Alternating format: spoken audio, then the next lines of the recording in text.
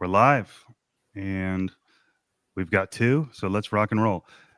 Welcome to both of you. Thank you guys so much for being here.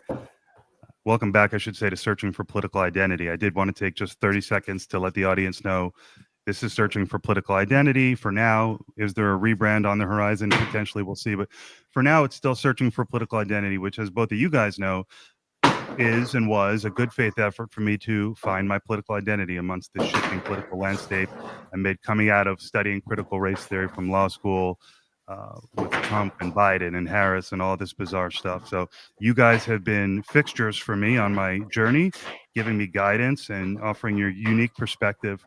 And I really appreciate it. And I'm excited to have both of you on together for the first time. So welcome. Thank you. Happy to be here. We're happy to be here, I'm sure. Absolutely. Sweet. I guess also on a programming note, I should say to my audience, you can find all my podcast episodes in my highlights tab. I want to let you know that. And also I want to say that I will address comments if possible. I don't want to ruin the flow of any conversation, but feel free to leave a comment.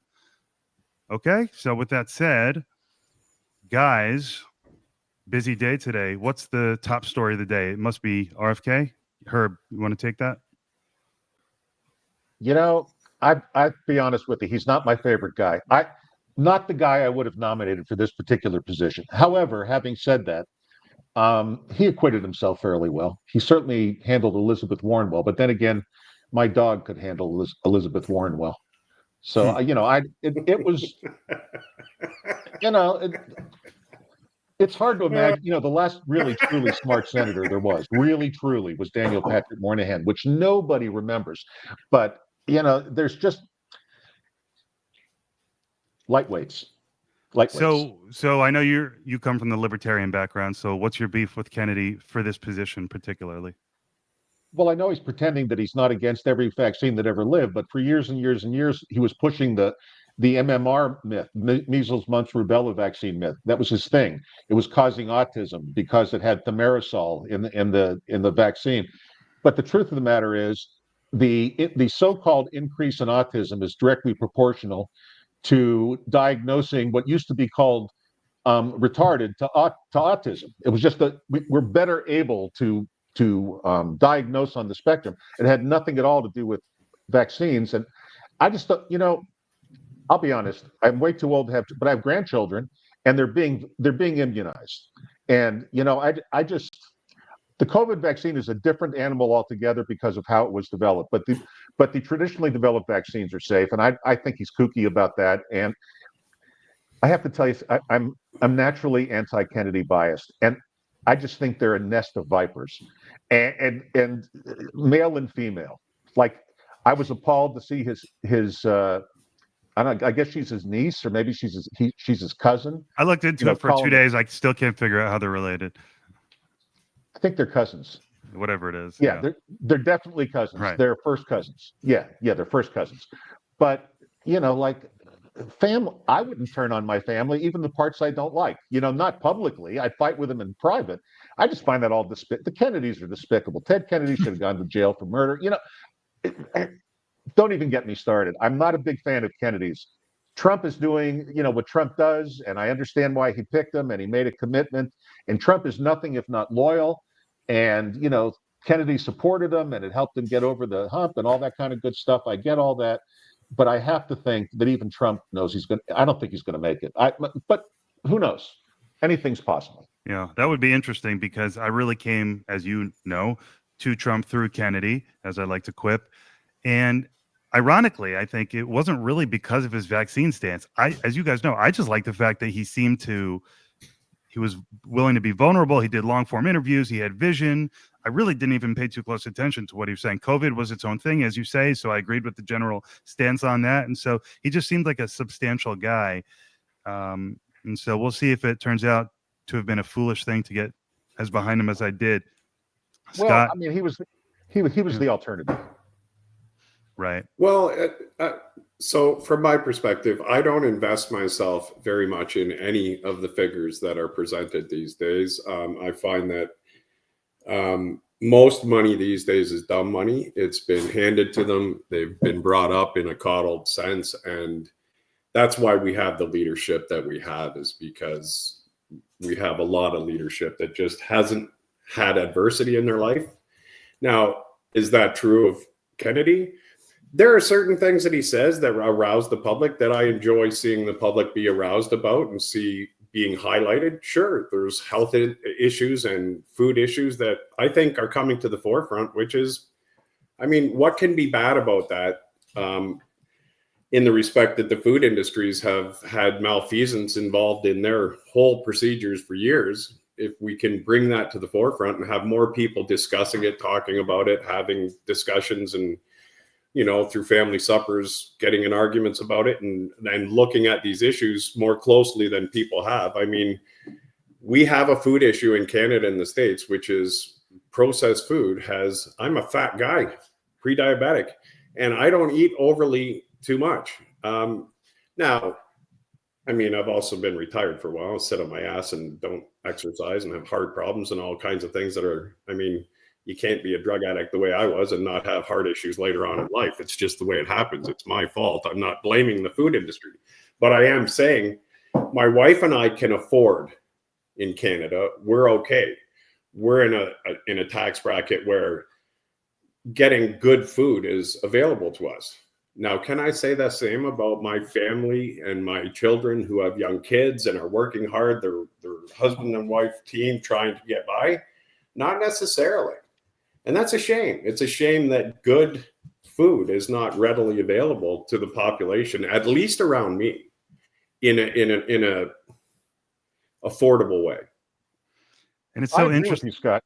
Yeah, it's right, and it's so interesting, and I'm curious what you'll have to say, Herb, about the fact that Kennedy joins MAGA, who is partially libertarian, partially maybe socialist on a national level, a little bit open to it, but constitutional conservatives generally. Okay, let's clear that up. Let's be clear about that. But they have a bit of a collectivist national mentality at times, which I'm not saying is neither good or bad. I'm just trying to observe. And in comes Kennedy, says, I want to fix this. It's a bit authoritative. Political philosophy. It's just interesting how sometimes when you want to get something done, you can't always adhere to maybe your political, what you believe in philosophically. What do you think? Well, first of all, I just want to add the thing that appalls me most of all are fat children. I just can't get over how fat children are. I went to my grandson's basketball game, who, by the way, could eat a truck and wouldn't gain weight. He's blessed by high metabolism. In fact, he'd like to gain weight. But as I was watching the kids in the stands, the majority of them are fat. I mean, there's just no other way to look at it. They're fat. And as I see in my neighborhood, children going to elementary school, over half of them are morbidly obese. And, you know, it's like that to me is a huge concern. That all said, I don't think that's solvable at the top. I think that's more an issue that starts with the parents. That's fair. That's fair to say. That's fair to say, Herb. The only point that I would bring up with that is that there are many parents that are dictated to by the income that they have, by their availability to what nutrition they can provide, right? And the poorer you get, the less nutrition you're able to provide. And what do you have in lieu of that? You have sugars and you have fats and you have processed foods. Now, do they buy too much? Do they feed their kids too much? Do they keep them inside and not let them exercise? I mean, you and I, it looks to be around the same age. When we went out on Saturday, we stayed out until it was supper time and we never came back in the house most of the time. That was our generation. That's not the case today. I have 6 grandkids from 7 up to 16. And when they come and visit, they love being with grandma and grandpa. We talk about putting a movie on and then they sit around the living room in front of their screens, not looking up at the TV that's supposed to be family movie night. I mean, this is the generation that we're... Can I stop that? No, it's not up to me to tell my kids not to let their kids use phones at the ages that they do. It's not my place to do that. I think you've hit on it more than by the way, I'm all about banning the dyes and believe me, I'm not arguing that filling our kids full of sugar is a good thing. That said, in our generation, Scott and my generation, all that sugary crap was available. But the difference was what he's saying. We weren't so sedentary. You know, There was no cell phones. My best friend and I would go out on a weekend and we'd catch the streetcar in Pittsburgh, which is light rail basically, and we'd ride it from where we lived to downtown Pittsburgh, which was about, I don't know, 20 miles. And we'd stay down there, and we're talking like there was homeless. In those days, we called them bums, and there was all kinds of, it was mixed races and everything else. But no one ever thought that anyone would bother a child. And the only thing I had to call home with was a dime. I mean, and I know how quaint that is, but I think I think this is more an issue of helicopter parenting, the COVID lockdowns, which were insane. We knew from the very beginning the children weren't being affected by COVID, except the very, very ill children. And, not that I make light of that, but when you have one foot in the grave, it's different than when you don't. And anyway, it's just, yes, do I wish most kids wouldn't eat Frosted Flakes? Yes, I wish most kids wouldn't eat Frosted Flakes, but that's nothing new. But I do think that food pyramid is insane. The science that they use at least at the U.S. national level is insane. A lot of it is based on the donations of big food. The way they build the pyramid. I don't think Scott and I are really at a difference on this.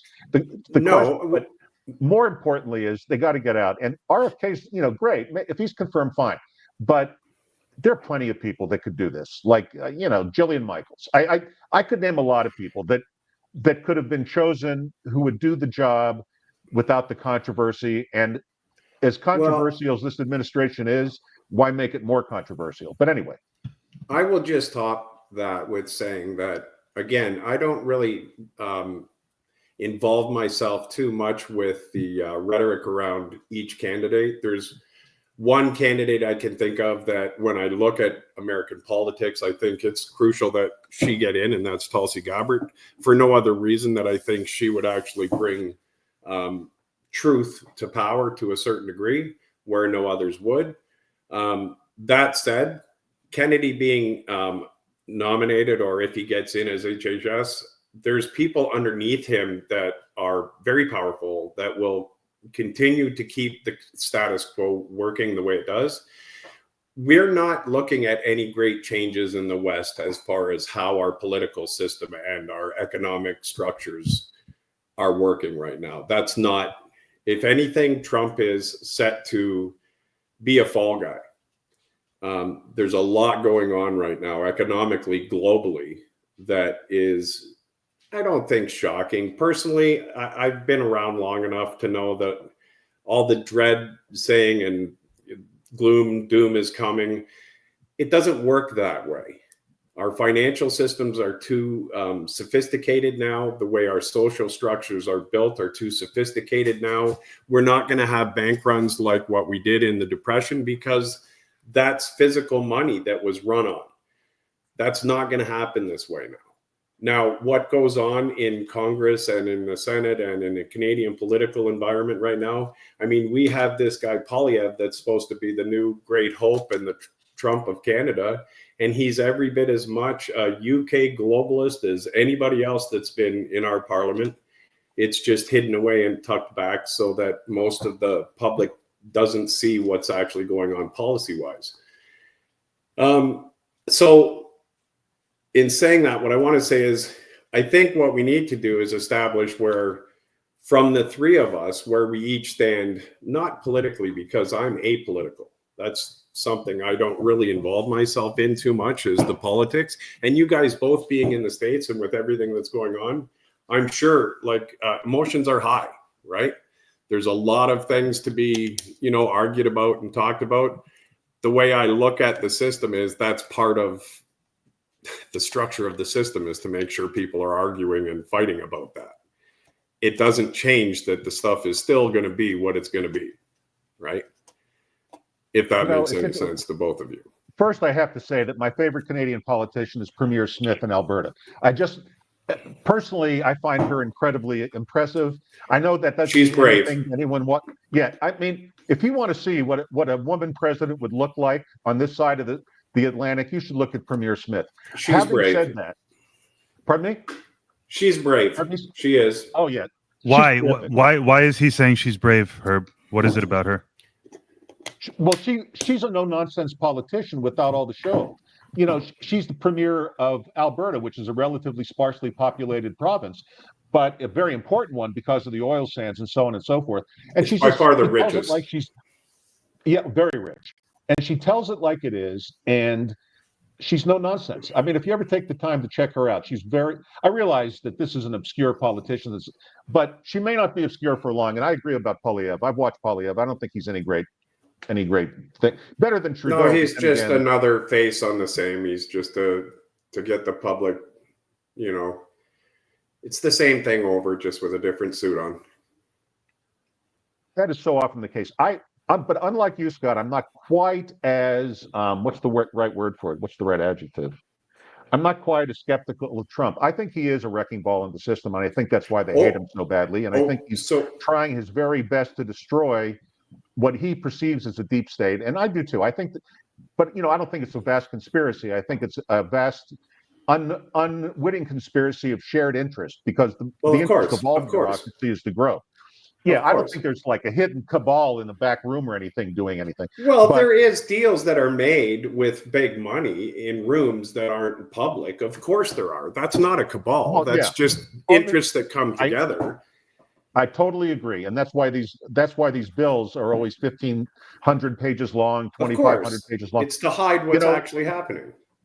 Prior to 1948, the average length of a bill in the United States from its founding was 5 pages. I mean, that what's happened now is there's so many deals being hidden in there that these things become like the Bible, thicker than the Bible. It's insane. I mean, you want to make a law that would really be disruptive? No more than 5 pages for a federal bill. That would be disruptive. And it should be that way. It should be something that can be read, discussed, publicly available to anyone that wants to read it, and not be voted on until the public has a chance to see what it is. Of course it should be that way. That's democracy. If you want to talk about what a democracy is, that's what it is. Now, is the population educated enough in Canada or the United States to actually understand some of what legislation is being about? Maybe, maybe not. We've had a terrible public school system since the Prussian system was put into existence for the Industrial Revolution. Unfortunately, we've been made to be dumbed down. Critical thinking is something that's not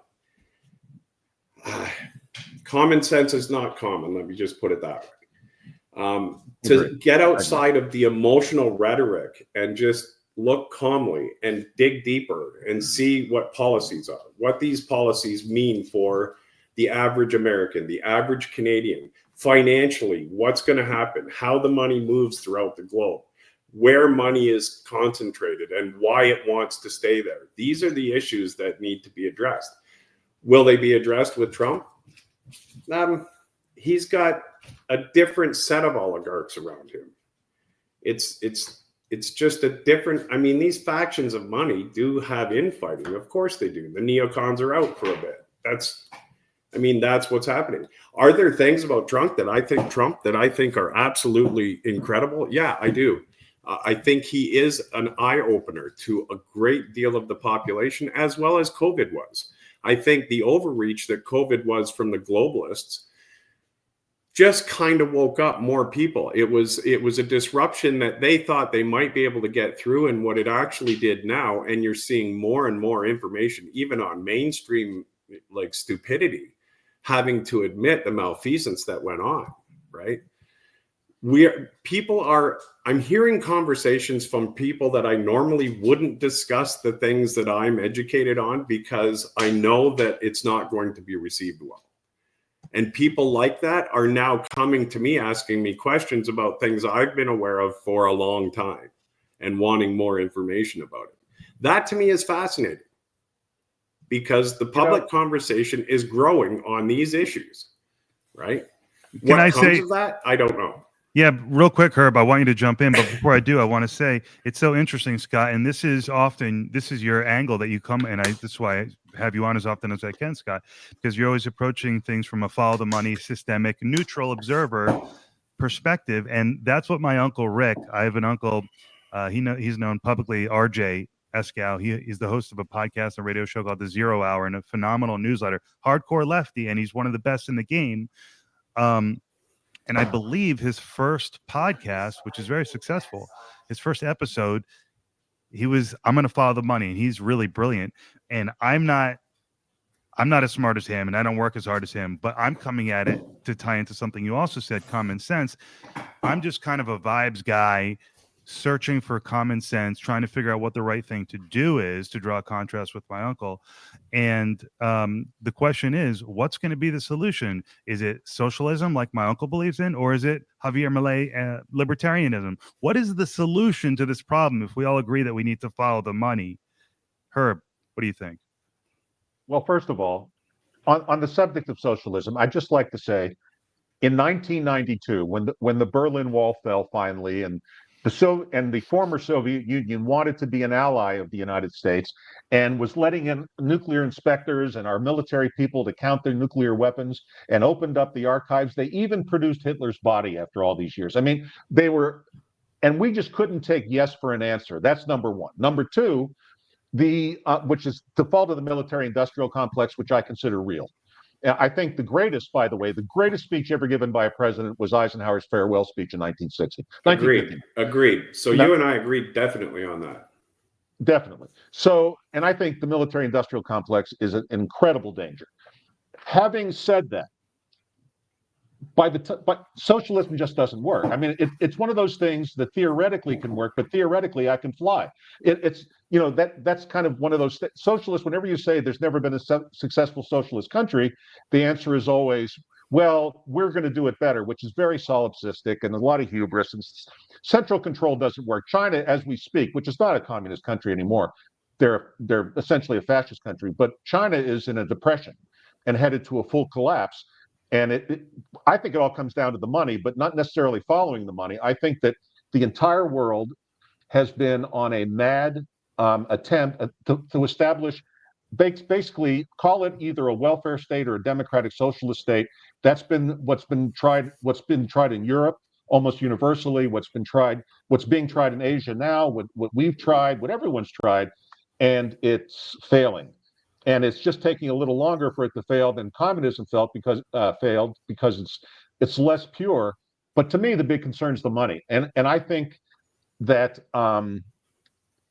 it would take very, very little I have to disagree with Scott. There could be a run on the banks. Our banks are all insolvent. They're holding. Yes, they are insolvent, but they have central bank planners, and the way that they create money, they can bring to bear hyperinflation.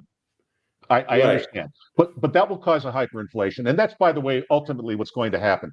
One of two things is going to happen. Hyperinflation is one, or they're going to do the right thing, but that would cause a severe. People don't understand recessions are good and depressions are good. Those are the good times, not the bad times. That's when a free market corrects itself. We've got this all backwards. So we set up a Federal Reserve to prevent these things when they're the very things that prevent what we're headed for now. You have to have corrections, and bad behavior has to be crushed, and the market crushes it really, really well until the Federal Reserve started intervening and saying this one's too big to fail and this one's too important to the economy. But all they're doing is they're keeping alive zombies. The companies that otherwise wouldn't exist. And they're doing it with fiat currency. And when I say it's not just our Federal Reserve, it's the European Central Bank. This is a global issue, but can I interject? Can I interject? So first, I'm going to argue with you on your thesis that China is failing. We disagree, like probably complete 180 as far as that perspective. I actually not study, but I take time to watch economic systems globally. But let's put that aside. There is no question that there is fiat currency debt default that's happening around the world. Okay. And what the United States was able to do while it had dominance with the dollar was it was able to shore off its interest into other smaller countries, and they could make the money and make other countries pay the interest by buying T-bills and everything else.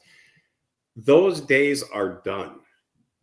Okay. BRICS has come up fast enough since the Russian malfeasance that just went on, the Ukraine thing that happened, and the money laundering that went on, the money that was taken from Russia, all the different sanctions that have been put on has alerted the rest of the world to the fact that, look, it's no longer a safe haven. Now, does that mean that there's not money being invested into the States and money coming in? Sure there is. Of course there is. There's always that. There's money flows constantly. To be honest, this is more of a Bank of England thing where they've been the ones that have been pushing this whole it's old money that's been pushing to try to get resources from Russia because they know the fiat system is flawed. They're looking for resources. They're looking for oil. They're looking for minerals. They're looking for gold. Now, the fact that China is going broke, if you watch the gold flows, and which I'm more into real money myself, just so we're clear on that. I have enough in the bank to do whatever I have to do, and the rest of what I have is in metals. I watch gold flow. And what China has been taking into their central banks and allowing their population to acquire has steadily been bringing in real money.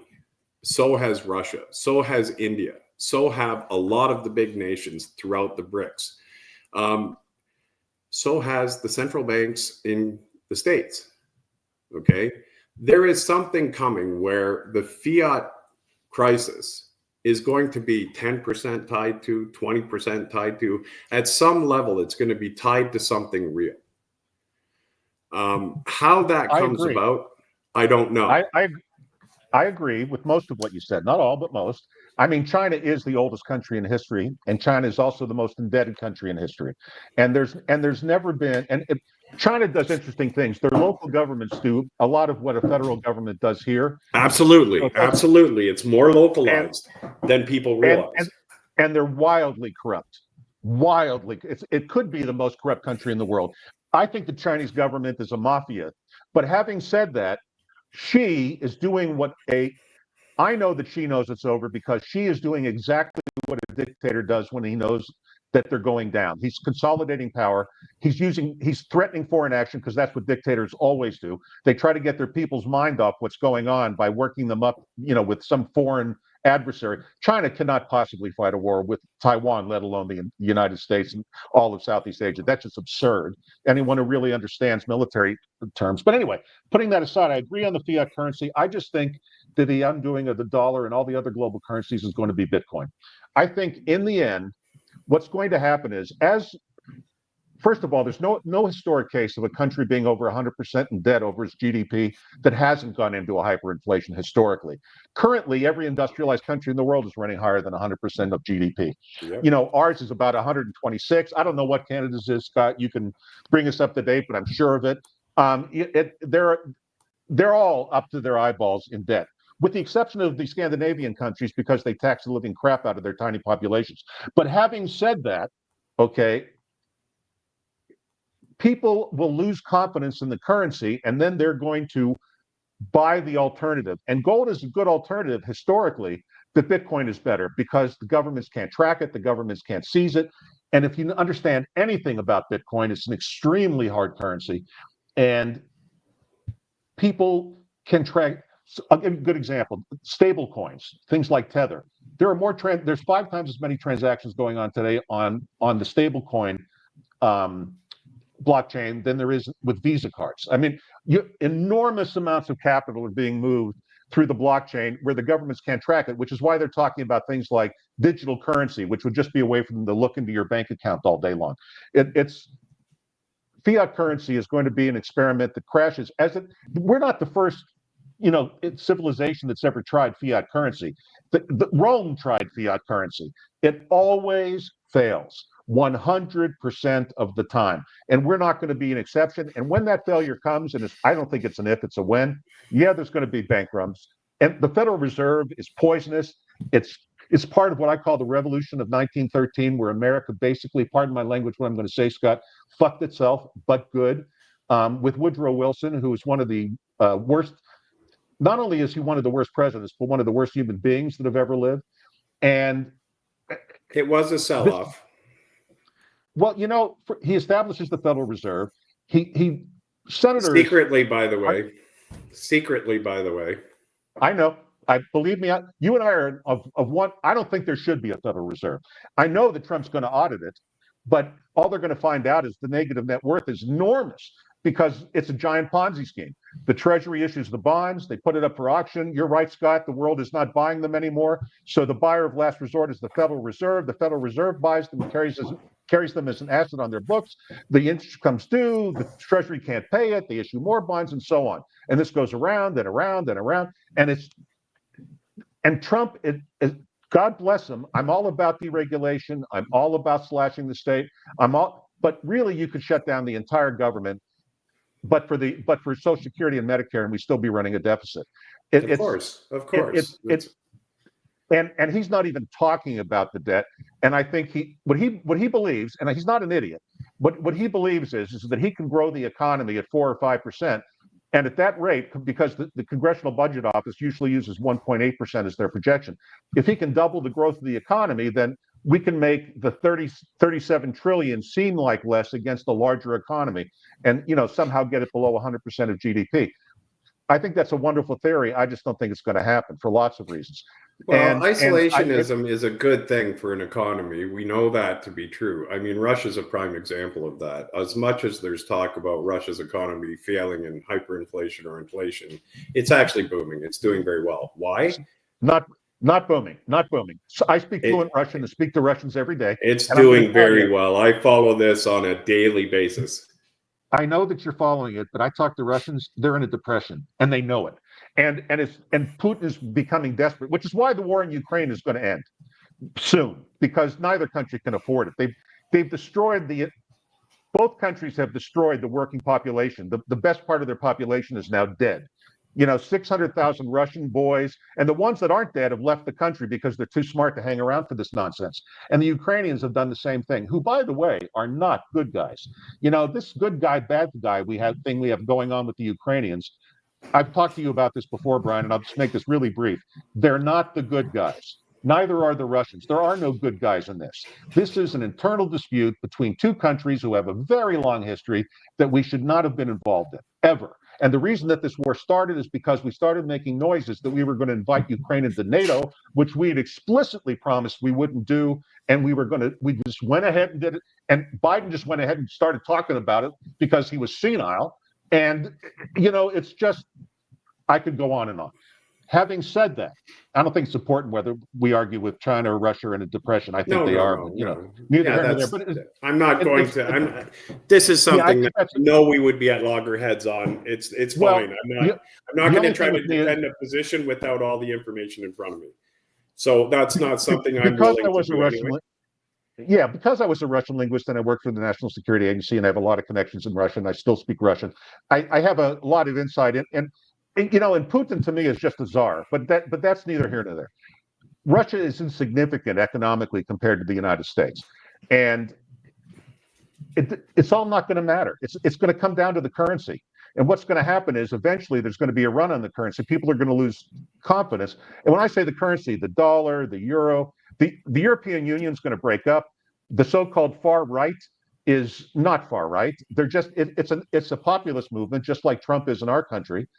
And I see here's more social engineering. Why and when did populist become a bad word? Why is it that to be a populist? I didn't say that was a bad word. No, I'm not saying that it was a bad word. Yeah, that's what I'm saying is when the average citizen hears populist or right-wing populist, the connotation is that that's somehow something negative. Right? Language is important. I agree with you, Scott, but I don't think the average citizen knows what populist means because of what you spoke of earlier, which is the unbelievable crappy education system. Plus, the mainstream media has lost all credibility, at least in the United States, and nobody's listening to them anymore. In Canada, the mainstream media is funded by the government that's in power. So, I mean... It's over. I mean, yesterday at the first press conference that the press secretary held, she invited the bloggers and all this other stuff. They're going to bring them into the press gallery and they're going to put them right up front and they're going to push CBS and NBC and ABC. Well, that's good. To the back it's of the about room. time. I totally agree. but that also means that the party line of populist and far right, no one's listening. They didn't. They're still calling Trump a Hitler, and that didn't work. They got Elon Musk. They're calling a Hitler. This So Hitler thing. here's something funny that I just want to point out about that. So you have Biden, you have the camp for Kamala, you have Barack Obama, all these different during the campaign, like just going on and on about the tyranny of Trump. But then you have the Jimmy Carter funeral. That was amazing. And then you see them all chumming up and laughing and, just having a good old time. I will say that George Bush doesn't like Donald Trump. He didn't even look at him. Well, George Bush is, Yeah, I mean, but Obama is just a sociopath, so he's going to be nice with whoever he's with when he's with them. But I thought it's just a classic example of how a lot of it is theater. When Obama ran for president the first time, he and Michelle, and this has been corroborated a long time ago. This is like gossip, but they were about to get divorced, and then she agreed to hang with him because it would ruin his political career. Yada yada yada. I think they're going to get divorced. I don't know. I don't think Jennifer Aniston's involved. I think that's bullshit. But I think that she's done with him. And yeah, there's rumors about that. Yeah. With Jennifer and Michelle? No, I'm just kidding. I don't think Jennifer Aniston. I don't think it's the cook because he drowned. Yeah. All I know is the Obamas are worth, the last time I looked, about $110 million, and the guy never practiced law, and she practiced law for like 30 seconds, and he was a community organizer. And where did that money come from? And we all know, we don't have to rehash it. We know where it came from, and it's absolutely repugnant.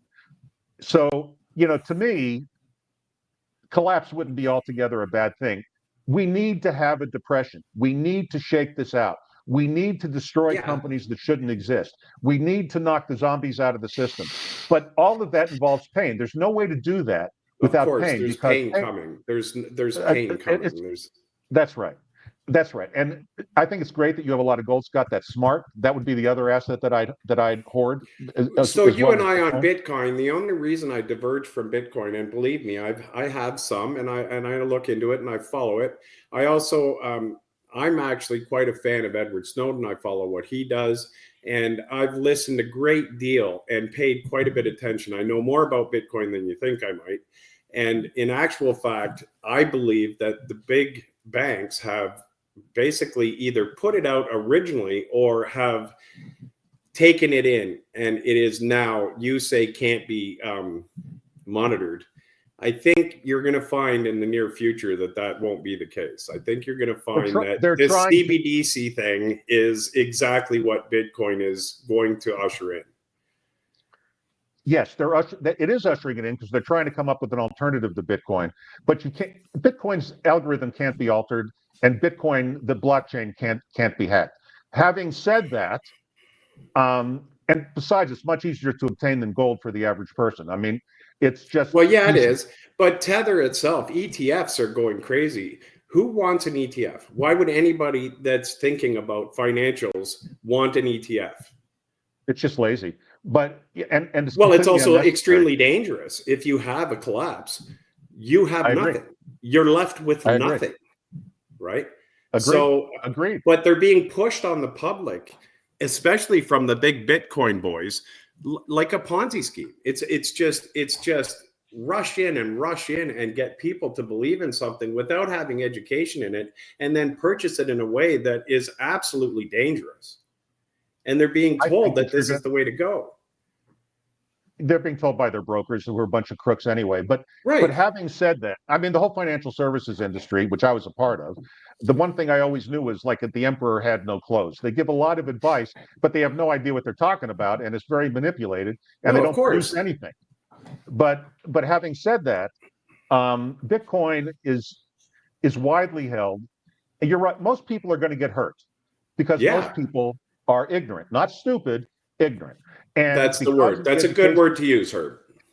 I like the word ignorant much better for the general population. Wouldn't be, they aren't stupid, but no one sat down to explain it to them in a way, in a simple, methodical way to understand, and certainly no public figure, because they're also left tired. They're also left tired. I mean, so even if you take in media, You come home from work, you watch a sports game, and then you take 10 minutes to scroll or 15 minutes to scroll.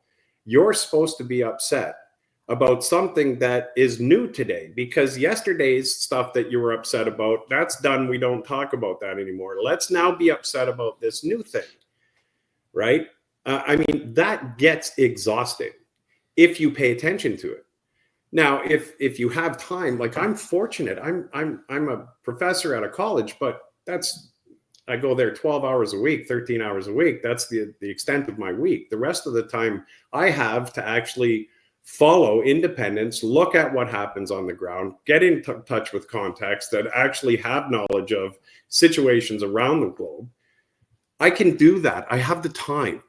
When I was a foreman in a plumbing contractor, and I was working 12 hours a week, and I had 4 small children at home, I didn't have time to pay attention to this stuff. And I would espouse things as though I knew them because I thought I did. And I was extremely unwise. Like as a 40-year-old, I wouldn't want to meet me because I was an asshole, not to mention the fact that I wasn't very knowledgeable. Yeah, this is exactly why I'm doing my podcast, is a realization, hey, I was just parroting the mainstream media, regurgitating what I heard my dad say growing up. I had to accept and acknowledge my ignorance. And so for me, this is a humbling process trying to figure out what's going on. So here's the rub with that, Brian. I'm 60 and I've been through quite a few life experiences to this point. And I've just come to realize over the past few years how little I know. So don't be too excited about learning too much, because anything that you do learn, there's going to be 1.5 million things that you haven't yet. Right. And that's why. Go ahead. Go ahead, Brian. I interrupted you, Brian. No, go ahead. All I was going to say is that's the problem with central planning of any kind, whether it's on the right or left or down the middle, is that no one's smart enough to know what they even don't know. So, to think that there's anyone smart enough to understand the buying and selling decisions of, 7 billion people or 8 billion people globally it's just insane. So the only alternative, what we're having right now, if you look at, and I'm going to slightly shift to the fires in California, if you don't mind, just for a moment. Well, I'd love to talk about that. Yeah, I'm not getting off the subject. The reason that the Palisades was destroyed was a failure of pricing. This is all about pricing and manipulating a market to where things can't be fairly priced. So what I'm talking about is, there's no doubt of that. No doubt, but most people don't get that. It wasn't the water so much, and it wasn't. It was the okay. So let me back up. I have so much going on in my head. The insurance companies withdrew because they weren't allowed to charge what the risk was. People think insurance companies make an enormous amount of money because they have an enormous cash flow. An enormous amount of money comes in and goes out. The thing of it is, their margin is less than 5%. And they have guys called actuaries who sit in rooms and they can't predict individual outcomes of a person, but they're excellent at predicting the outcome of a large group. And they're very, very accurate. And it's been proven for a long time. And they weren't allowed to charge for the risk. So these people were not insured because. Can I stop you there? I'm just curious. I'm just curious where you're getting that information from. Because I'm not aware of any of this. So this is new to me. I would have thought that in the Palisades, with the money that was there, I mean, if I'm sitting there worth $100 million and my home is worth 20, am I really going to scoff at a $3,000 a month insurance policy? Yes. And here's why. That's a great question, Scott. And the end, people always want something for nothing. They want to pay $100 a month for healthcare and get treated like the Taj Mahal. They want to pay $100.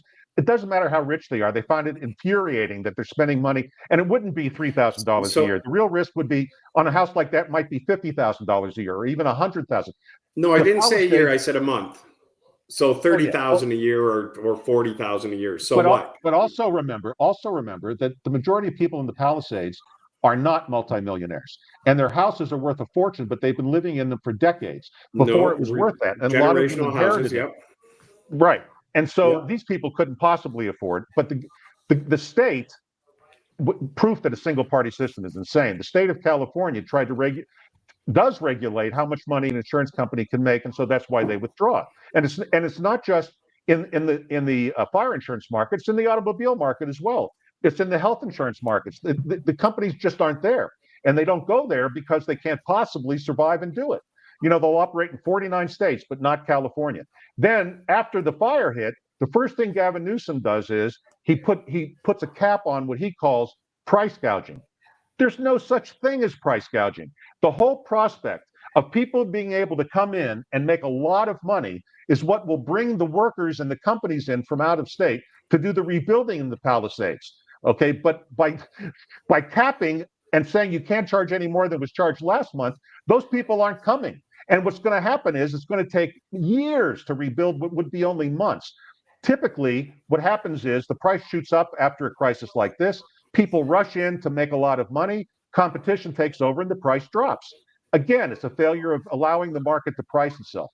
All the economy is a pricing mechanism, and to the extent, and pricing is the message that it's sending you about the health of the economy. It's all in the pricing, and we've interfered with it so much that, and then my favorite part is they blame the people they've shut out, but like the job of a CEO is for the company to survive. Yeah, it's they bitch about, for example, healthcare in the United States. It's the government that screwed it up. It wasn't a healthcare problem prior to 1964. The government just decided to get involved with Medicare and Medicaid and turn the whole thing into a shit show. And now doctors, when I had my recent surgery on my lung, my total bills came to about $170,000. I didn't have to pay a penny of it. Medicare paid it. Doctors are getting unbelievably wealthy on Medicare. It's insane, the whole thing, and it's all about interfering with pricing, and they just can't help themselves. Here in Canada, I've had 9 stents put in the last year, and each one's $40,000. I haven't paid a dime. I'm very fortunate. Yeah, you and I are fortunate, but a lot of people aren't. But you're not going to get. You can't have great. But I don't pay for an insurance. I don't. I mean, maybe I do in my taxes, for sure. Right, it's hidden. But I don't pay for any outside insurance. This is the healthcare system in Canada. Now, having said that, do I have access to the best doctors? No, I don't. Do I have to wait 16 hours in an emergency room? Unless I'm having severe chest pain and having a heart attack at the moment. Yeah, absolutely I do. We have a terrible healthcare system that is free. I know that only because I go to the Mayo Clinic in Phoenix, and half the people there are Canadian who come down here. So there's many times with different health issues I've had that I wish I could have afforded at the time, or actually I'm not allowed into the States because I'm a felon, so I can't get across the border, but I would have liked to gone to the Mayo Clinic and have myself checked out. Turns out I'm going to tell you, they're wonderful. Of course they are. They're some of the best in the fields. And I've had really difficult times with my heart, and I have other issue, and I could have had, pre-diagnosis and maybe done something about it rather than have a bunch of heart attacks, right? I got to share this with you when I'm a much younger person. Remember I told you about Dominique in Montreal before we came on, the beautiful girl that I used to date in Montreal? Dominique had ankylosing spondylitis. And she was at the time I was dating her, I'm going to say she was 24, 25 years old. This was a long time ago. And ankylosing spondylitis is a form of rheumatoid arthritis that strikes primarily women under the age of 30. And if they don't get it successfully treated, they'll go blind in their 30s, literally blind.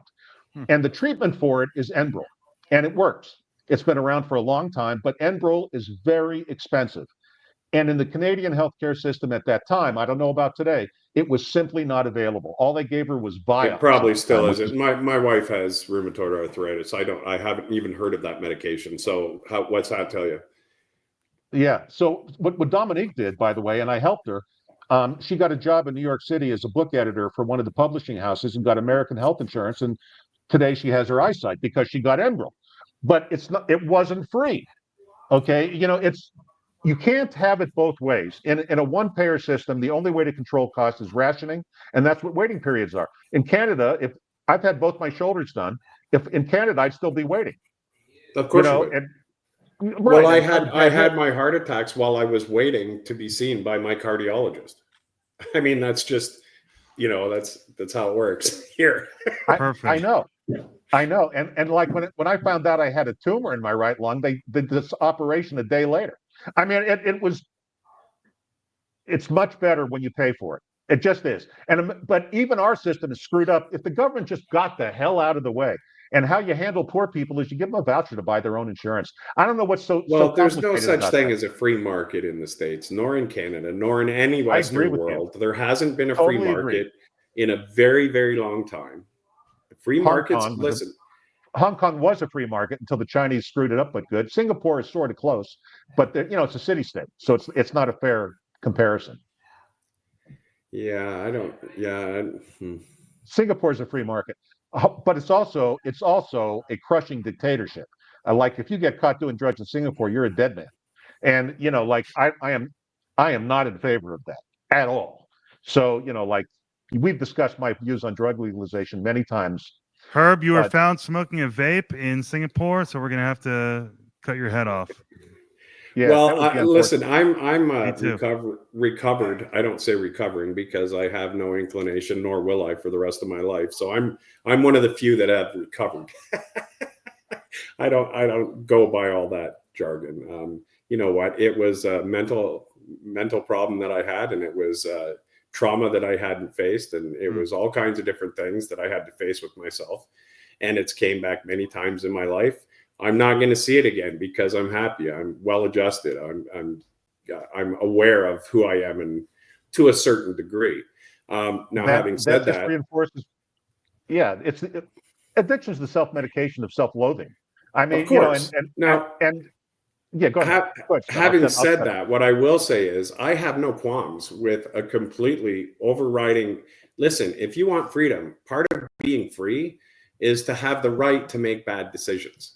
Now, do you have to pay the consequences of those bad decisions? Well, that's part of freedom, right? I mean, this whole idea that people have rights to me is kind of obscure in the respect that I've lived in a situation where I had no right.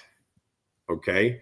And I knew it, and it was made quite plain to me by the legal system, by being homeless, by having no access to food or water. When you're starving and cold and on the street and have no way to get out of that situation, do you have some right that you can attest to somebody if nobody's listening? No, there's no right there. Now, was that a consequence of my own behavior? Yes, it was. Mm-hmm. I was where I was because of the behavior that I had succumbed to. Now, did I have to climb out of it? Yeah, I did. So I did. Now, I didn't do it alone. Thankfully, I still had loved ones that saw value in me. But again, if you take something away from me, take my choice away from me, right?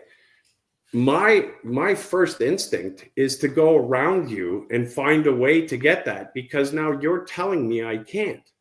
And if I don't want to, I don't care at that point, because I'm obstinate enough to say, you're telling me I can't, so I'm going to go do it. Not to mention the criminality that gets all messed up. And the fact is, the United States government, the Canadian government, the CIA, RCMP, they're all as big a drug dealer as anybody else out there. So to think that they're not moving drugs the same way that anybody else is because it's a moneymaker, just like banks, just like anybody else, is just being naive. If there's a market... Yeah, well, there's never been a successful prohibition in history, not of anything. No, if people want of course something, they're not. going to get it. Even in Singapore, if they want it, they're going to get it. Of course. Said that, I don't know if you know this, Scott, but I did some time myself, and I was up to my rear end in addicts, and I learned right away that longevity wasn't the goal of these people. They were just trying to get through the day. It's of course. And in prison, there was millions of dollars worth of drugs moving through prison. The corrections officers were corrupt because, of course. But who can blame them? Because they're making $40,000 or $50,000 a year, trying to raise a family of four, and a cartel comes to them and says, "Look, very quietly, we're going to give you $10,000 in cash, once a month, once every couple of months, and all you got to do is." The way they were doing it when I was in, they were flying drones into the corner of the yard with the drugs. A lot of times they're not even given a choice; they just have to do it. The cartels, look, it's a business like any other. The only reason they're constantly killing each other is how it runs. Yeah. What's that? I've been in Well, the look, business. I know how it runs. Yeah, you guys have quite the experience now that I think about it. Wait a minute. I should have you know, checked your resumes. What the fuck? I can tell you from firsthand experience, the Border Patrol in the United States is completely infiltrated. And, you know, Of course it is. it's the whole idea that we can stop the drug, we should just stop. And then people who are on the street, You know how have you can fun. stop it? Make it legal. You can definitely curb it. We You agree. can definitely curb it. If you take the illegality out of it, okay? Yeah, And then make we're it making ill and people criminals, of course we sad are. people criminals. That's And that's exactly what's what fun. we're doing. That's exactly what we're doing. Yeah, I agree. And I so agree. we, I it's also funny disagree with because we cigarette can taxes diverge and on alcohol many taxes. things. We can diverge on many things, but ideologically, I think to a certain degree, we're both pointed in the same direction. This is why I don't like sin taxes. You know, if people want to smoke, let me assure you, there's no one alive in the Western world that doesn't understand that cigarettes will kill you, probably. But you know, again, longevity is not the goal. You know, a lot of people just are trying to get through the day. That's all they want to do. Of They want course. to go, they want to sit down, they want to either shoot up or smoke or drink or whatever it is they want to do. They want to smoke their cigarettes and they want to do what they want to do, and they're not hurting anybody. And if you leave them alone, it would be very, very, heroin is a good example, would be cheap. We make it synthetically. It's called Dilaudid. It's not hard to produce heroin. And, I'd give it to them. What is the point of criminalizing these people? They don't want to break into houses. They do it because they have to. Well, stop it. Stop making it, so expensive. Let a little competition come in. I got news for you. The cartels could never compete with Walgreens. Walgreens would kill them. No, Better yet, of Circle course K. You not. should be able to Of walk into course Circle not. K and buy it. Okay, it's insane. And But you also take away like that stigma that also some of that self-loathing would then start to subside because there would be more. Hold on, I just ended up starting something in my headphones. I don't know. It must have been from my phone. Sorry about that. No worries. But where was I there? I'm a little bit senile. you were talking about drug usage, and you were talking about you Yeah, were going just off on a taking tangent away on it. that self-loathing. Like I think you would find, like Portugal's a good example of that. They legalized and put some social programs in, and they legalized across the board because they were having such a huge heroin problem. And now addiction rates have fallen, substantially in the country. The lowest in the industrial world. Right. It's been a success story and Lisbon is like the safest major city in Europe. Right. Because But yet when they don't, no Western leadership will even look at it as an example of how this problem could be addressed. Right. when people ask me where would I live if I weren't in the United States, I always say Portugal. And it's a very libertarian country, and Absolutely they it don't is. and they don't start wars with anybody. And they're not out to dominate Europe or anything else. They just want to live their lives, drink a little wine, eat a little Exactly. food. Which a little. when we get down to the heart of it, isn't that what most people want anyway, is for like their family to feel free and to feel loved and have a good life and to have the things in life that we need to feel secure, right? I mean, Right. back to politics, this is why I find the political energy in the West kind of a little bit, well, not just in the West, all over the place. I'm an anarchist, really, to be quite honest. I'm outside the system. If I could live off the grid and just come on to be famous now and again, I'd do it because that's my ego coming back to the internet to Brian. But you're also concerned about poor people, which I am too, and I think most people are, Scott. Right? Well, So I'm a always human curious. being. I'm a human Right. being. I'm concerned about humanity. I'm concerned about my fellow man. I'm concerned. I've been poor. So does anarchy take care of those people? Is kind of a question, and I know you might not have the answer, but it's part I of my don't. search. So look to ask me for solutions is that's not how I come at things. I've listened to Herb and with his theory on the like basically lottery for the political system. It's a fascinating idea, and I think that it would help in the United States with the system that's there. Maybe it could help in other places. I'm open to that. The problem is that The corruption is so deep and so entrenched and so just, this is old money that has continued to propagate the corruption. Don't kid yourself. The Bank of England, English money is the globalist. There is some separatists that are in the States. Trump, I think, to be one of them. I hope that he can wake up some of the population. Some of his things that he's asked and signed executive orders for, I think, are fairly smart. I think, if nothing else, at least it's a conversation starter, right? But do I think that the system is at all being attacked? No, I don't. I think until the malfeasance comes to its full fruition and it collapses within on itself, I don't even think there's going to be enough uprising for it to change. Well, actually, I agree with you on that, Scott. Brian and I have often talked about it. The radical only becomes reasonable after the shit hits the fan. So right, it has to collapse first. That's why recessions are the good part. This is what people don't understand. Recessions prevent what we're about to go through. They do in a free market. They don't in this environment. Right, I understand that. And right. But, prior to the Federal Reserve being established in 1913, in the 19th century in the United States, there were 4 depressions, but they averaged 9 months because they did what they had to do, and in every situation the government pulled back, which is what the government should do.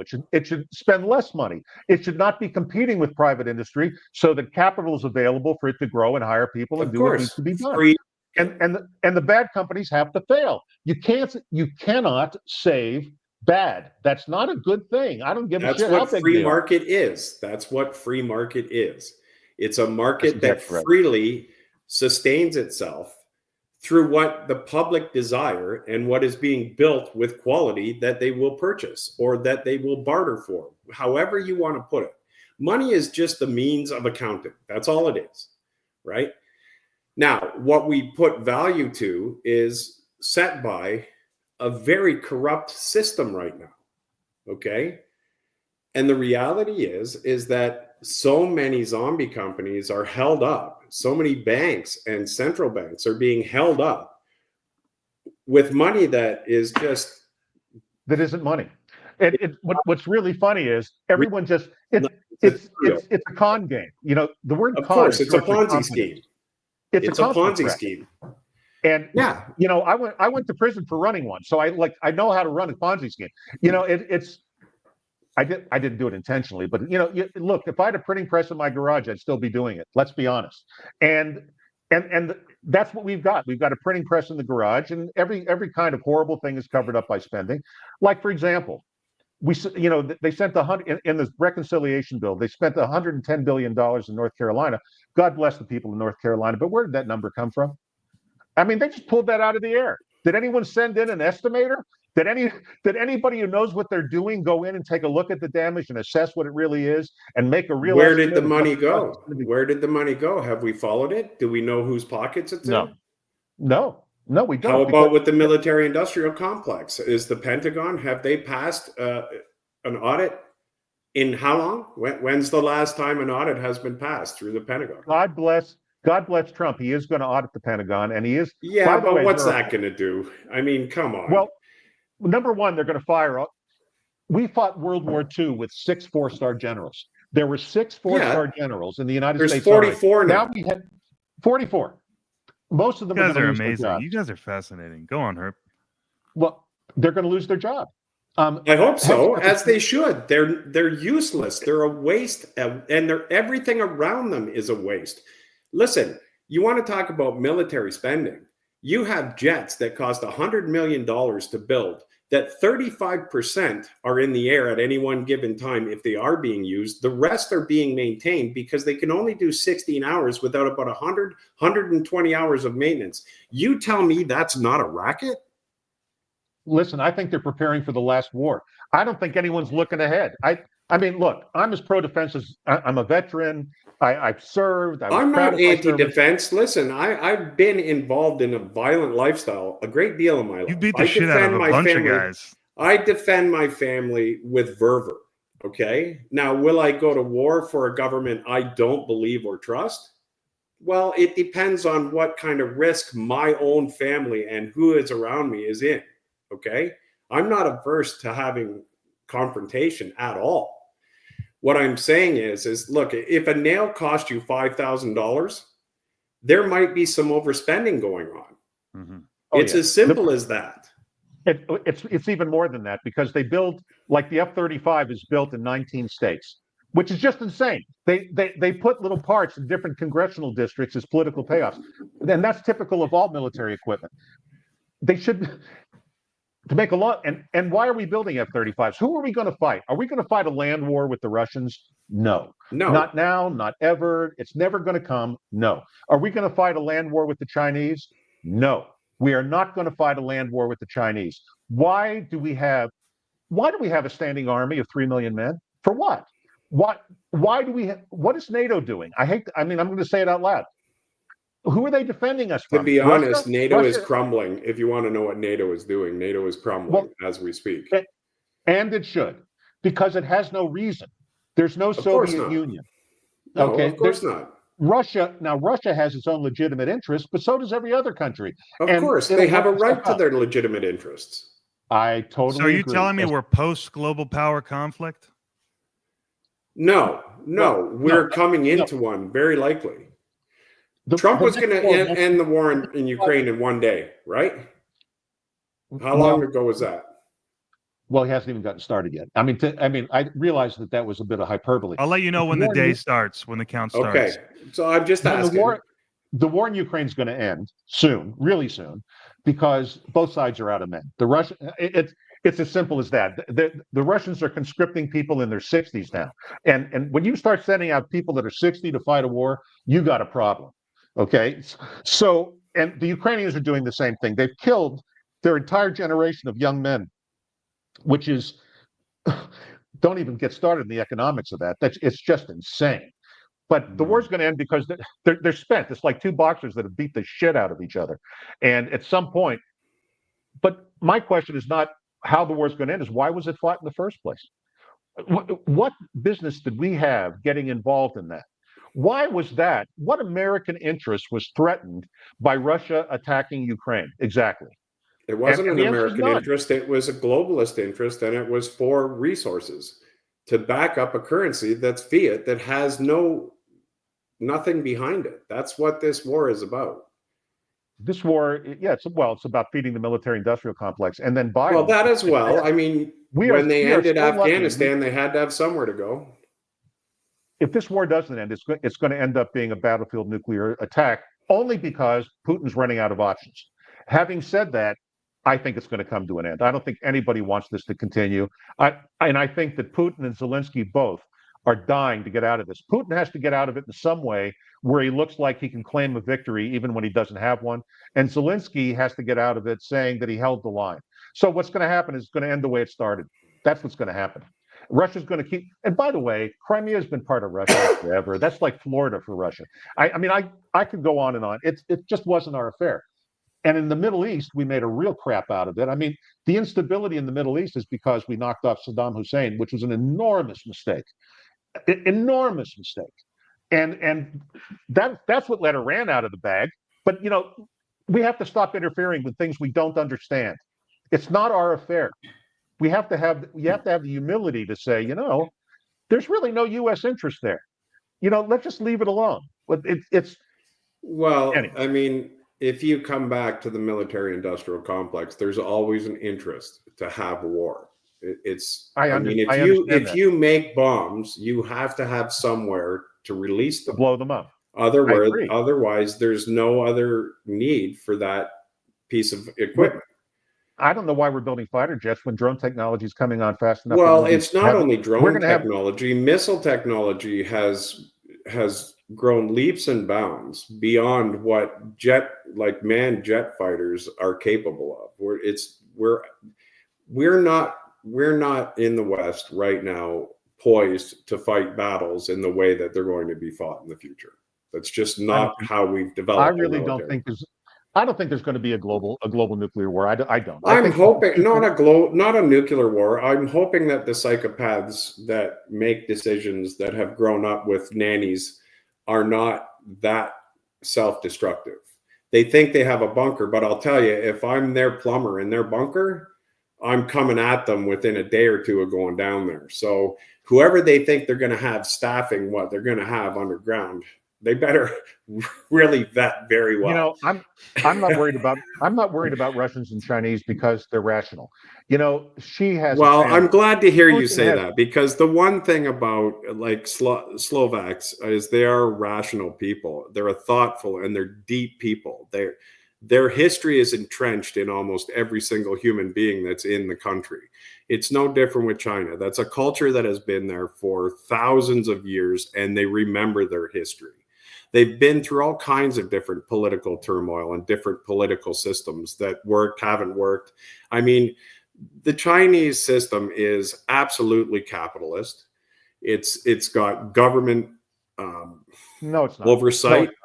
No, it's not. But it wouldn't be to where it is now, Herb, if it wasn't. There's capitalist investment all through China that's what got them to where they are. I understand that. And that's what Deng Xiaoping did. But Xi Jinping has reversed all of that, is re-centralizing the economy and is setting it up because he knows that the state's going to fail just for the demographics. The Chinese demographics are horrible. They're horrible. And China, in the next 10 years, will probably, as we understand it, not be China. It'll break up into different parts. But Xi doesn't give a rat's ass. The PLA, the People's Liberation Army, is not an army. It's a giant police force disguised as an army. And what they're doing is setting it up so that the Communist Party survives. Not that it needs to be communist in the strict sense of the word, but the oligarchs, call them whatever you want, they're setting up their own survival. But the Chinese have long abandoned free-market economics. Their real estate bubble is evidence of that. I mean, they still, and they haven't learned their lesson. They're still trying to fix it from the center, which they can't do. It's impossible, can't be done. But they'll keep trying until the whole thing collapses. But this is what happens when you don't let people have children. And we're having the same problem here, by the way. Just to bring it back to the United States and get out of China, because who really gives a shit? Here in the United States, when Social Security was incepted, there was 159 workers for every one retiree. Now there's 2. How do we sustain that? How do we not reform that system? It is a pay-as-you-go system. There is no trust fund. That's just a political fiction. So having said that, how are we going to sustain a pay-as-you-go system when you have 2 workers paying for 1 retired guy? I mean, that's just insane. Why don't we means test Social Security? Why is the retirement age 65 when the average life expectancy is 78? When they incepted Social Security, the average life expectancy was 65. They set the retirement age of 65 for a reason, because most people will die before they have to collect. And so the system wouldn't be taxed. Now, and by the way, if you live to be 65, statistically, you'll probably live to be 88. It's when you throw out all the young people who die, the number one cause of death of young people is accidents. And older people tend to not die of that. So once you get past 65 and you haven't dropped dead of something else, you'll probably live to be very old. And that means the system cannot. So I got 5 more years and then I might get old. Oh, you're not 65 yet? No, I'm only 60. Youngster. I'm just a kid. But, listen, I'm thrilled to be above grass every day. Having said that, we're not going to be an anarchist country, because it's just not human beings. No, listen, when I say anarchist, what I mean by that is I just like to question the authority and the legitimacy of any institution or authority around me. And I like it to be questioned on a constant basis, and I want it to be means tested always. That's my version of anarchy, right?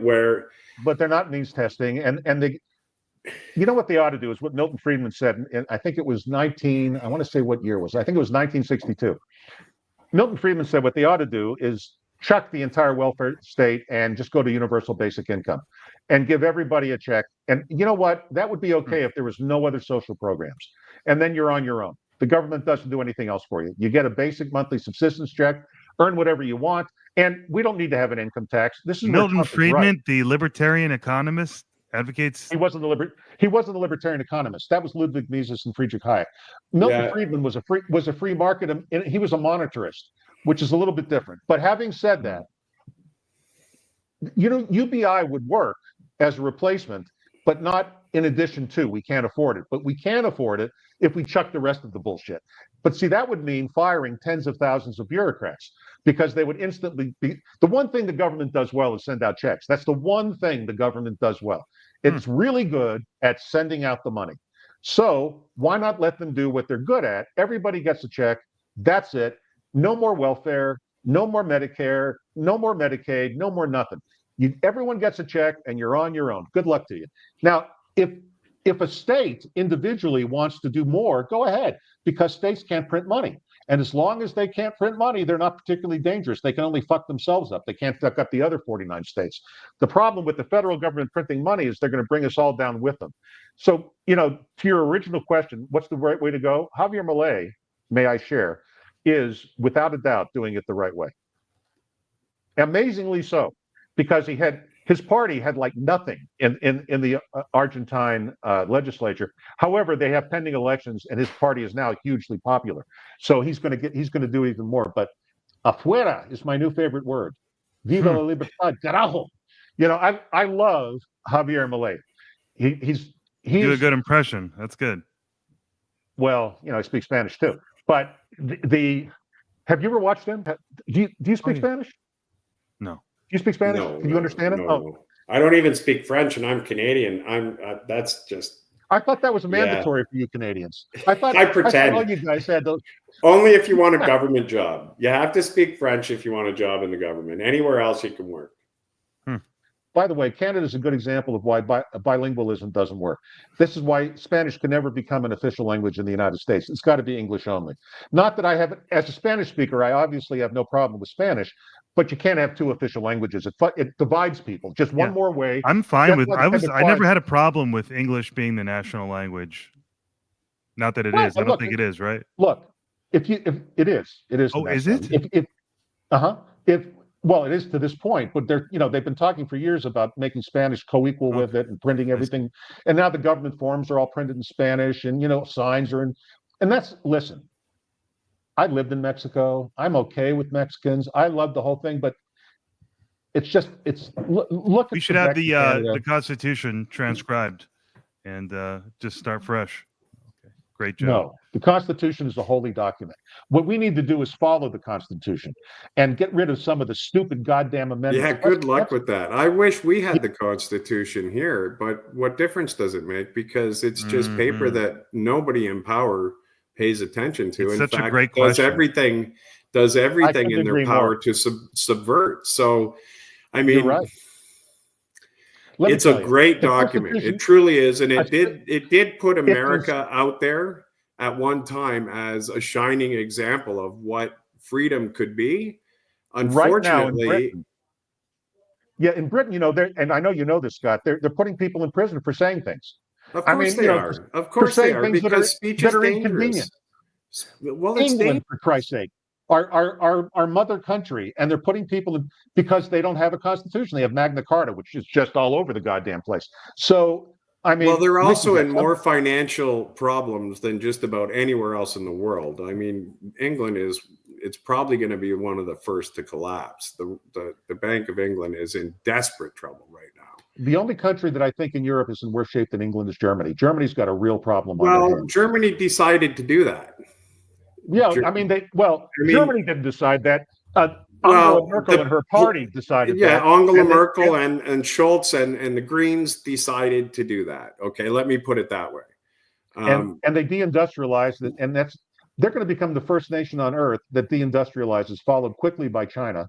And well, there you go. That's what happens when a country has deep-seated guilt. They're allowed to be subverted to that degree. Speaking as a Jewish guy, I think it's time. I have to agree with Elon Musk.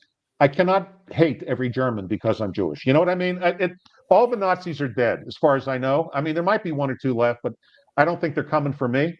And I think the term Nazi is just another way that language has been used to just demonize people. I've been called an anti-Semite just because of certain views that I have, which I am not anti anyone. Just because you hate Jews, I know. No. Yeah, exactly, right? So if you know me, Brian, you know me well enough to know that there's not a human being on this planet, unless they've come to give me some kind of harm, that I have an issue with. I don't care what color you are. I don't care what your faith is. I don't care what your background is. What I care about is, are you a decent human being or not? And if you can, show me that you are, then we have more than to talk about than not, right? So to come at me we don't with, want to go near the Middle East. We don't want to go near the Middle East, do we? Because I have to be honest, I'm an unabashed Zionist. So go for it. I actually wrote down. I knew you guys to argue about that because I'm anti-Zionist, and that's fine. Listen. There is ways for people to go about what they believe. I don't see you going about anything maliciously to my family or anybody around me. So I don't have an issue with your belief system, right? I mean, do I have an issue with a political ideal that has created a lot of issues for other human beings? Yeah, I do. I think we have to bring back the right of conquest. Until the 20th century, there was something called the right of conquest. In fact, until the middle of the 20th century, there's not a human being on this planet that doesn't live on land that they didn't take from somebody else. And I include the Native Americans. Like when the Sioux killed General Custer, they had only controlled that land for about 50 years and had slaughtered the Cherokee before that. The Native Americans, before we got here, were slaughtering each other. They did it all the time. And speaking of fires in LA, the Native Americans were subsistence farmers. So what they would do, and they didn't understand crop rotation, so they would farm an area until they farmed it out. Then they'd start a brush fire, and they had no way of stopping it. And then to clear more land for them, they started much bigger fires than what we had going on today. So here, let me just bring this together. All I'm saying is Israel won, the Palestinians lost. It's time for them to get on. Israel is never going to have a Palestinian state, never. The Palestinians, and the only reason that they're not out of Israel is because nobody wants them. Because every country they go into, they turn to shit. Look at Lebanon, and they did the same thing to Jordan.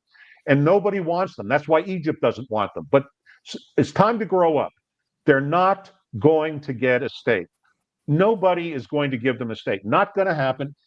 And now that the Abraham Accords have come to be, and the Saudis have finally realized, and the Emirates, all the Sunnis realize that they got to. The oil wealth isn't going to last forever, and Israel has what they need, which is technical know-how, capital, and they have what Israel needs, which is a bigger market to sell to. And as far as the Palestinians, they're fucked. As Abi Ibn once famously said, the Palestinians never miss an opportunity to miss an opportunity. So they had their one and only best opportunity to have a state at the time of the Camp David Accords, back to Jimmy Carter, God rest his soul. And they turned it down. They couldn't take yes for an answer. And they were even going to read it. And then Ehud Barak became prime minister in 2000, I think it was. And he offered to redivide Jerusalem, and they said no. So, you know what? You said no too many times. Fuck you. It's like you're done. You're done. So a right to conquest. So this comes back to rights. I just wanted to bring this together. Right to conquest. So let me give you my viewpoint on that. All right. There is no such thing as rights.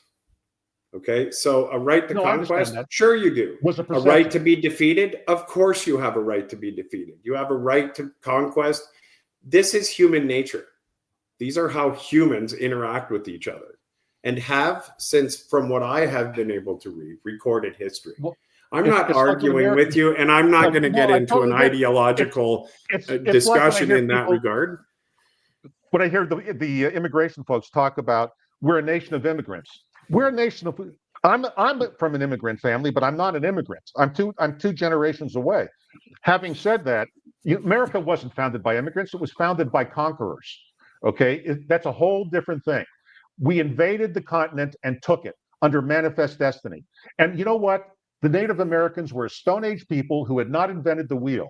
And if it wasn't going to be us, it would have been the Spaniards. And if it wasn't the Spaniards, it could have just as easily been the Ottomans. Sooner or later, the Indians were going to be conquered because they were Stone Age.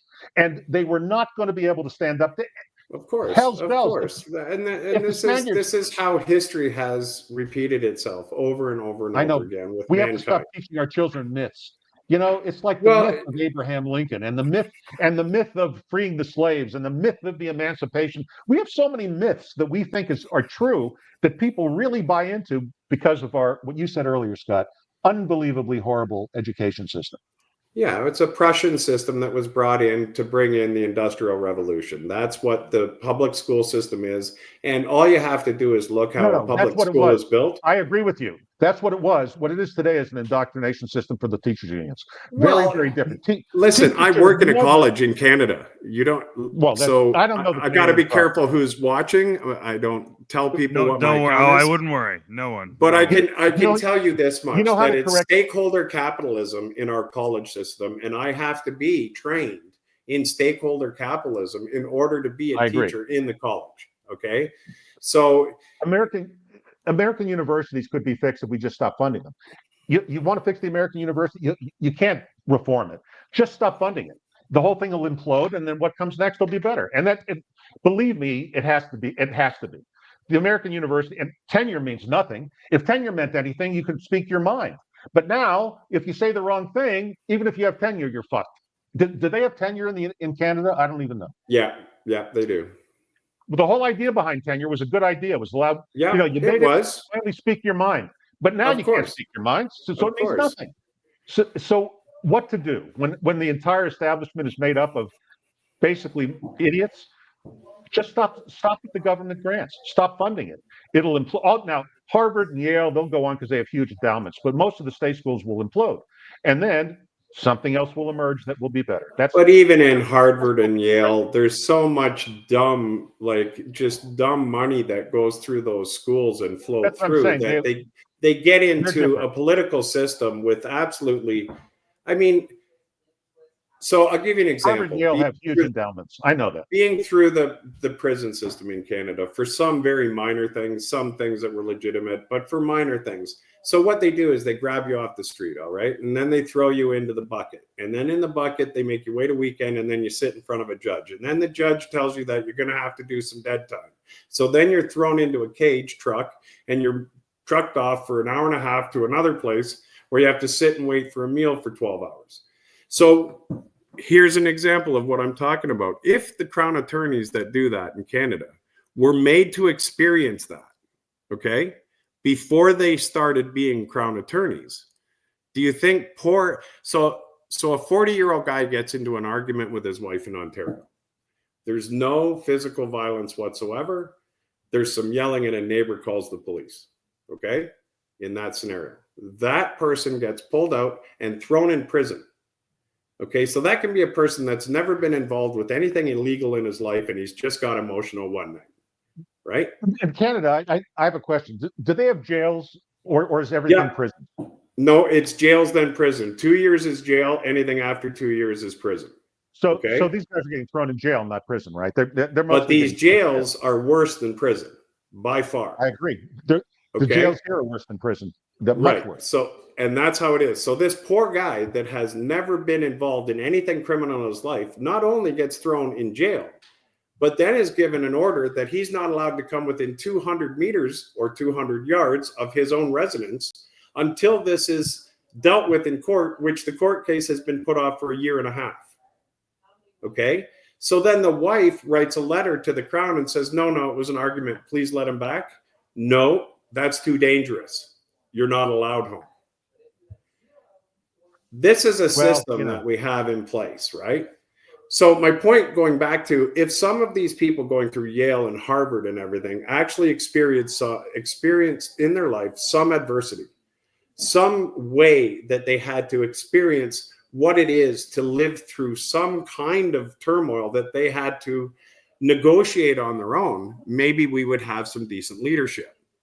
Unfortunately, that's not the case. What we have is many, many people. I think democracy is a horrible system. Historically, democracy always ends in tyranny, always, 100% of the time. Aristotle knew it. Aristotle said the worst form of government is democracy. Now, mind you, all the others have problems too, but I don't claim to know one that is ideal. I don't claim to know that. We were supposed to be a republic, not a democracy. This is another failure of I'll give you a good example. The Senate was not elected until 1913. The Senate was chosen by state legislatures, and the senator could be recalled by the state legislatures. So these guys who have these long careers, if they start doing things that the people down home don't like, and before they would simply take them out of the Senate, replace them with somebody else. They didn't have to wait for 6 years. Okay. And that had a tremendously sobering influence on senators. The natural result was not to do too much. And that was intentional. Everything was supposed to die in the Senate because most laws are bad. Okay. I mean, if I ran for office today, my platform would be no new laws. No new laws. I don't give a shit what the problem is. We don't need it. We didn't have the law. Any more laws today are just a form of tyranny. Any more laws that we have on the books today is a form of tyranny. Exactly. Well, not any of them. I mean, murder, rape. But those aren't new laws. Those are laws that have been in place for years and years and years. I didn't hear the word new. I'm saying, I didn't hear the word. Any new laws today is a form of tyranny. Probably true. I haven't really thought that through, but I'll say yes. But having said that, we can't survive as a democracy. This idea that everybody can vote no matter what is also insane. If you have no skin in the game, how do you get the vote for how much you take? I mean, think about it. The reason the founders set up a property requirement, now mind you, they also made it male and not black people. Obviously, black people should be able to vote. Obviously, women should be able to vote. But nobody should be able to vote unless they've got something in the game, if they own property or they're fully employed. But if they're sitting at home and collecting welfare, no, they should not be allowed to vote. You cannot allow a parasite to vote for how much blood they suck. Okay, it's just insane. You can't let, frankly, people my age, once you go on Social Security, you shouldn't be allowed to vote because you're going to keep voting yourself shit that you're not paying for. And, people my age, the minute I say that, they scream, but I paid in. No, you didn't. That was just a political fiction. You got to stop yelling what isn't true. It's not true. Nobody paid in. This was just a shell game from the very, very beginning. And if you aren't working actively or own property, you shouldn't be allowed to vote. You just shouldn't. And that's the way it was set up to begin with. But of course, we abandoned that too. That was abandoned in 1913 too, the property requirement. Big mistake. Big mistake. Well, I don't remember the last big decision that my government has made that I've been allowed to vote for anyway. Your government is a parliamentary system, which I really hate because, what you guys need is a House of Lords. Well, that's the whole idea. That was the whole idea. The Senate was the House of Lords. But let me ask you, Herb, how many big foreign policy decisions have your country made that you voted on? Oh, none. I think our foreign policy decisions are awful. Okay, so then it's true for you as well. That most large decisions. I was a neoconservative until I started to think about it. The problem is, it all sounds so good. We're going to go save these people. We're going to bring them freedom and all this bullshit. It's just not true. That was never the ideal. Woodrow Wilson is the guy who killed 200 million people in the 20th century, if you want to know the truth of it. At the root of it was, if we had never intervened in World War I, it would have been just another European war. And eventually, absolutely. The Germans were winning. What would have happened? By the way, Germany was much freer than England at the time. Absolutely, it was. Absolutely, it was. The German citizens had more rights. The Reichstag had much better representation. The Kaiser was not particularly involved in day-to-day government. This is a myth. No, it was a very liberal society. There was and they were winning. And what would have happened was they would have fought to basically the draw. A little land would have moved here and there. Europeans have been slaughtering each other for centuries. There's nothing new. And it's theirs to do. So Woodrow Wilson, who ran on a platform, I kept you out of the war. That's what he said. That's how he got reelected. Yep. 3 months later, we were at war. And how did he do that? He allowed American citizens to transit the Atlantic on weapon ships. The Lusitania was carrying weapons for a hostile power against the Germans. What were they supposed to do? And then we entered the war. And at that point, the Germans, once the United States enters, we have such an industrial complex. There's just absolutely no way to beat us in the old sense of the word, because our industrial, when the Japanese declared war on us, that was really, really stupid. But this war should have never happened. Never happened. Hitler should have never happened. The Holocaust should have never happened. Communism in Russia should have never happened. That came because we entered the goddamn war. It's us who screwed it up. We screwed it up. We need to keep our nose out of this. That's where you and I converge. Is I think the United States, I think Trump's policy of isolationism is a good policy. The issue is, can it be done? And can it be done in time? I don't think there's a choice between isolationism and internationalism. Look, I'm all about free trade. Free trade's a good thing. No, However, I think you misunderstand what I mean by, maybe I'm misphrasing it. What I mean is bringing your policies home and oh yeah, searching inward for how you conduct your politics. oh yeah, Okay. absolutely. And The leave United States policing out should of it openly for trade now. with everybody. Sure, To trade is me, wonderful. Trade is absolutely essential for the globe to exist the way it is today. It's I'll tell you essential. how I'd stop the Ukrainian war. I'd give them both free trade agreements. I'd say to Russia and Ukraine, you can now trade with the United States without tariff, period. All you got to do is end the stupid war. I mean, there's so much money involved. It's Ukraine was a money laundering scam. Let me tell you, I know all about money laundering, unfortunately, but let's not go down the money laundering rat hole. Let's just say that for all the bitch about Bitcoin is that it's used by criminals to money launder. Much more is laundered in dollars. Let me just say, much Well, more. of course, of course, of course. That was always just a ruse to keep people away and to keep people from looking at what it was for as much time as required as they could figure out how to use it. I still think Bitcoin is going to be the death of the dollar. I think the dollar is going It to may lose be. I'm not Bitcoin. saying that it won't be. I'm saying that I think that there's going to be more malfeasance, and the central banks are going to be every bit as their hands in on it, and they're going to take control of it. They're going to try, but they can't. That's the beautiful part. I don't know that that's true. So Well, this is very you know, interesting. Another point of divergence between you guys. I've been tracking Yeah, the disagreement, they and this is can't. another one. It's very interesting. They can't. That's the whole purpose of Bitcoin. It doesn't require a middleman. And if you don't need a middleman, if two people are going to transact and they don't need anyone to transact for them, they don't need Visa to run the credit card, they don't need Oh, PayPal. I understand. I understand the philosophy of Bitcoin very well. I do. It's not Don't philosophy, get it's me how it's wrong. used. No, how it's used. but that's not necessarily true, because there are so many platforms that are being used for wallets, that are being used for exchanges, that the Right, general population is not using it that way. I understand, but they'll wise up. You know, the day will come they when they though? understand. I don't Yeah, know. you know, the shit has to hit the average person isn't going to worry about the transferability of Bitcoin until it affects them. It's of course, because the average person's emotionally healthy. They just want to raise their kids and, like, live Right. their life like normal human beings. Right. Most people are not power mad. Most people don't give a shit what's going on in Ukraine. And they want ease of transfer. They want ease of use, right? And that's what Bitcoin. But that's what these you don't have to pay platforms the are middleman. giving them. But Bitcoin, that isn't necessarily what's happening, though. Bitcoin is not going to be a tradable. It's not going to become like a dollar. It's going to become a reserve currency behind hard money. So you're going to see, once the dollar collapses once we're no longer the world's reserve currency. And by the way, as much as I'm aware of BRICS and I know what they're doing, it's not going to work. That doesn't matter. The dollar's going to lose its reserve status to Bitcoin. It doesn't matter. And by the way, Brazil, Russia, India, China, and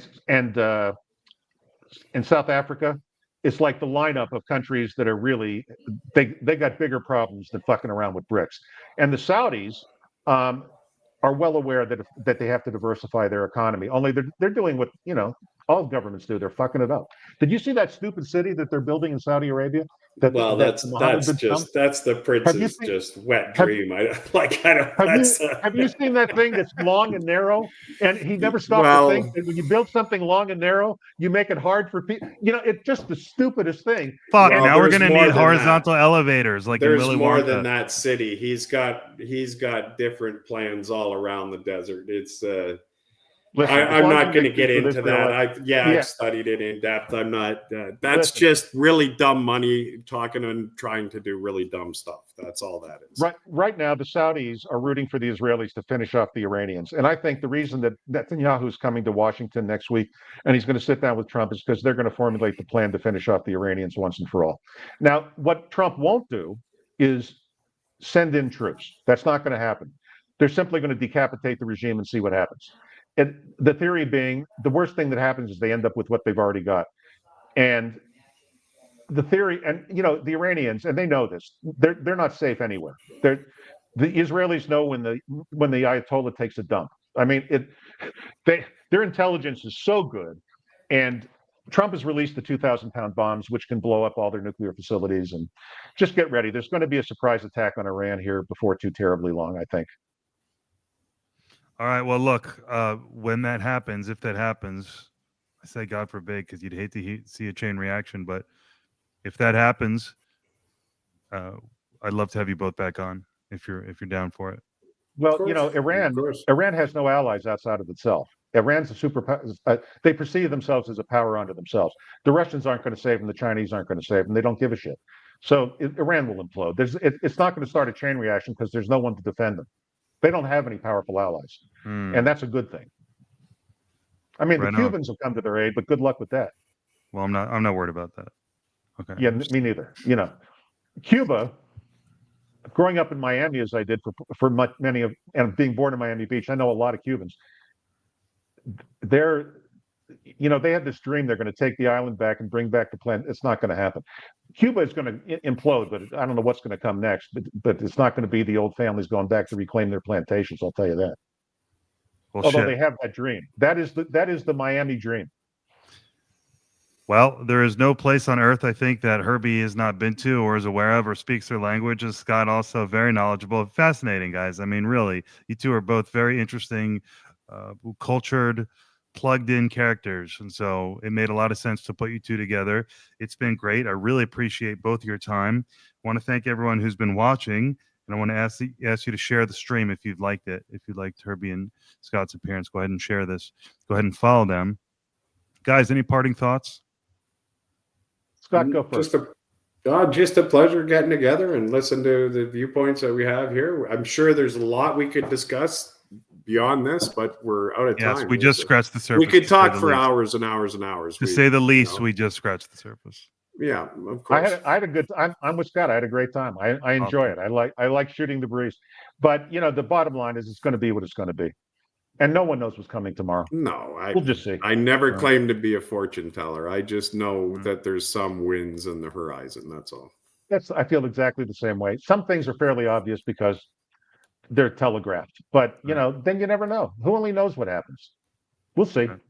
When you hear about it, it's like way later than what's going on. I was worried when back in 2021 into late 2021 into early 22 when I started this podcast. I was worried. I got to start. I can't wait to finish law school because it's going to calm down. I'm going to miss the opportunity. But no, it has not calmed down at all, has it? Well, the problem is that we're just. People think inflation is going to abate. It's going to get worse. Trump's going to make inflation worse. They can only inflate the dollar. That's all. The only choice they have right now. That's all they can do.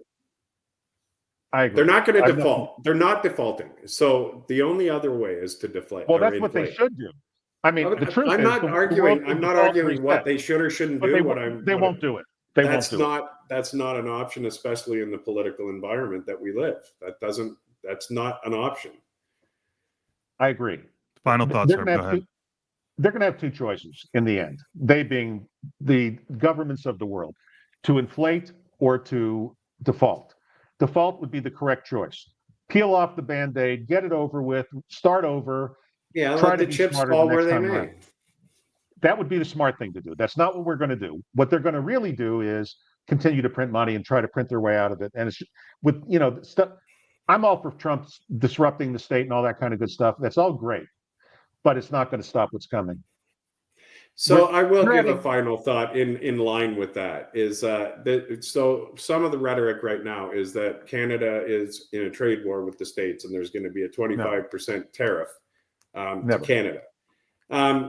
Well, it may happen. Who knows? He might just push because he said it and then let it go afterwards. But I will tell you this. Tariffs do not help anybody's economy, not the one imposing it or the economy it's being imposed on. It's not a positive way to do economics. Okay. I'd like to just say one thing, just to interrupt you a little bit, Scott. There are tariffs and there are tariffs. So prior to 1913, that's how we supported our government. All American trade was the entire government was supported by tariffs.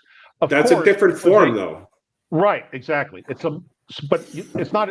Tariffs are fine if they're uniform and there's no other competing drain of capital coming off, and they don't cause. Well, tariffs are necessary. I mean, there's tariffs on a lot of things already. It's part of doing business with other countries. This isn't what I'm talking about.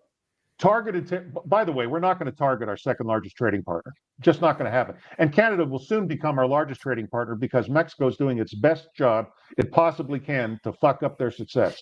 So, they managed to elect a communist president, who, by the way, is a nice Jewish girl, but she's a commie. I'm sorry. It is what it is.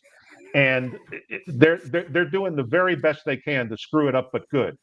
And we're just not going to punish our largest trading partner. It's not going to happen. And by the way, how Greenland's going to resolve is Canada's going to increase its military spending, and it's going to take care of the security situation. The only reason that Trump is bitching about Greenland is trying to get Canada to spend more money on military. That's what's well. It's also the that. Northern Seaway. There's a lot of interest in the Northern Seaway. But obviously, Canada is the natural defender of the Northern Seaway. But of course, you guys don't spend any money on your military. No, we don't have a military. We don't. Well, the military in Canada is me with a knife. Hey, listen, the Canadian military used to be great. There was. I know. We're savage fighters when it comes to military engagements. I want to make it clear. The Canadians are not the French. You know what I'm saying? The Canadians are had a really good army and are terrific allies. And the Canadians are the natural defender of the Northern Passage. And that's all Trump's trying to do. He's trying to piss off the Canadians enough that they'll spend some money on their military and defend the passage so we don't have to. And, fine. I'm all about Canada guarding their own waterways, because essentially it is. Yeah. Oops. Amazing. Out of my ear. Guys, there are so many areas of overlap between your interests. So we'll have to do this again. I'll have to make sure that I'm better at making sure we get through specific topics. I think this was a great way to introduce ourselves to each other and start off. So let's do it again, and let's drill down on more specific topics next time. But this was excellent. Thank you both so much. Good to meet you, Herb. Yep. My pleasure, Scotty. Have a beautiful day. Have a beautiful day, Brian. Love to your beautiful fiance.